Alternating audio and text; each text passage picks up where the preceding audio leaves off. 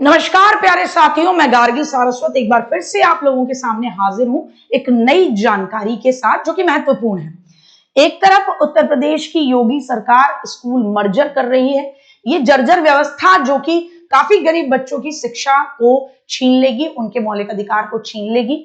वहीं दूसरी ओर सरकार ने अपनी होती थू-थू को ध्यान में रखते हुए, लोग भूल जाएं इसको ध्यान में रखते हुए यूपी बाल सेवा योजना के बारे में बात की है। अनाथ बच्चों को 4,000 रुपए महीना देगी सरकार। जान लीजिए कौन ले सकता है। अनाथ बच्चों के बारे में बात हो रही है। यूपी बाल सेवा योजना ये उन बच्चों के लिए है जो कि कोविड-19 या अन्य कारणों से अनाथ हो गए। योजना है उत्तर प्रदेश मुख्यमंत्री बाल सेवा योजना। दो भागों में बांटा गया। कोविड की वजह से जिनके पेरेंट्स हो गए, जो कि नहीं रहे, वो अनाथ हो गए।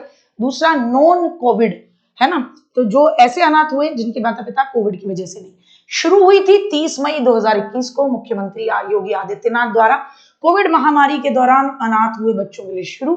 अब अन्य कारणों से अनाथ बच्चों को भी कवर करती है और ये चर्चा में इसीलिए दोबारा आई है क्योंकि सरकार वो जो डैमेज कंट्रोल हो रहा है सरकार की छवि को, उस डैमेज कंट्रोल को रोकने का प्रयत्न कर रही है ताकि ये बताए, देखिए कि हम बच्चों के हित में ही हैं, हम बच्चों के हित से अलग नहीं सोचते।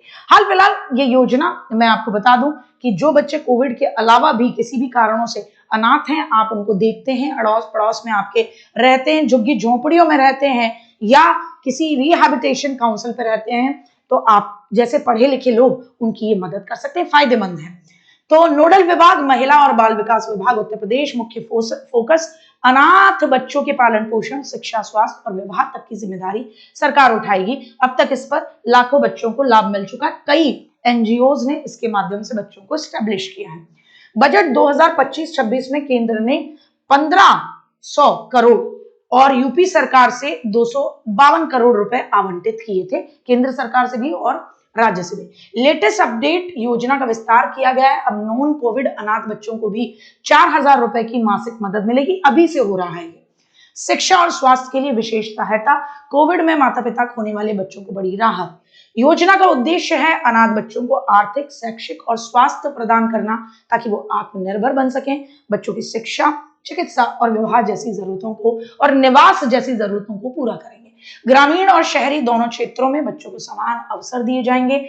डिजिटल इंडिया और न्यू एजुकेशन पॉलिसी से जोड़कर परिवार की आय 3 लाख रुपए सालाना से कम हो, ऐसे बच्चों को प्राथमिकता दी जाएगी। पात्रता का मानदंड, बच्चे की उम्र 0 से 18 वर्ष तक। सामान्य योजना में 18 से 23 वर्ष के किशोर भी शामिल किए गए हैं। माता पिता दोनों ही या तो ना हो या दोनों में से कोई एक भी ना हो। तो अगर आप देख रहे हैं कोई सिंगल पेरेंट है, प्लीज उस तक इस खबर को जरूर पहुंचाएं।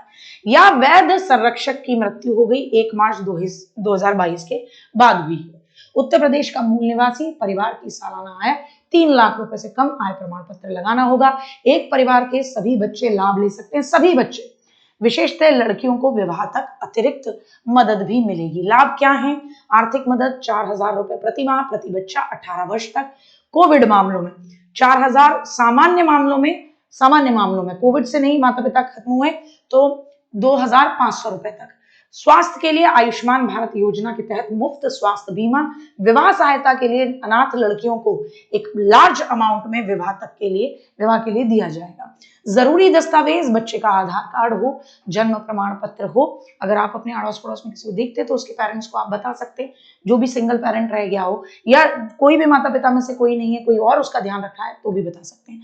आय प्रमाण पत्र 3 लाख से कम वाला, बैंक पासबुक की कॉपी, बच्चे या अभिभावक की, बच्चे और अभिभावक की पासपोर्ट फोटो, संयुक्त फोटो अगर 18 प्लस का हो, निवास प्रमाण पत्र और राशन कार्ड आपको लगाना होगा। स्कूल मार्कशीट भी लगा सकते हैं अगर विद्यालय जाता है तो। आवेदन कैसे करें? वेबसाइट आपके सामने है, balvikas.mission on वत्सल yaup.in या mksy.up.government.in। बच्चे का नाम, पहले तो रजिस्ट्रेशन करें, बच्चे का नाम, उम्र, पता, मृत्यु की डिटेल, ये सब बताएं। किसकी मृत्यु की डिटेल? अभिभावक की मृत्यु की डिटेल। फिर स्टेप 2 में ये सारे जो अपलोड करने थे दस्तावेज उनको डालें पीडीएफ या जेपीजी फॉर्मेट में। स्टेप 3 फॉर्म को सबमिट करें। एक रेफरेंस नंबर आएगा, उसको नोट डाउन कर लें, कहीं रख लें। फिर स्टेप 4 वेरिफिकेशन होगा, उसके बाद आपको लाभ मिलेगा। जिला बाल संरक्षण इकाई या महिला और बाल विकास कार्यालय में फॉर्म जमा करा सकते हैं, ऑफलाइन अगर जमा कराना है, और फिर ट्रैक कर सकते हैं स्टेटस को चेक करके या हेल्पलाइन 1098 पर कॉल करके। समय सीमा कोई फिक्स डेडलाइन नहीं है, लेकिन जल्दी अप्लाई करें। 2025 में आवेदन की प्रक्रिया क्या है, आसान की गई है और शुरू भी कर दी गई है। तो मुझे उम्मीद है कि आप एक सामुदायिक दायित्व का भी निर्वहन करेंगे और इस योजना के बारे में लाभार्थियों तक पहुंच सुनिश्चित करेंगे। इसके लिए इस वीडियो को जरूर शेयर करें। जय हिंद, जय भारत, बहुत बहुत धन्यवाद।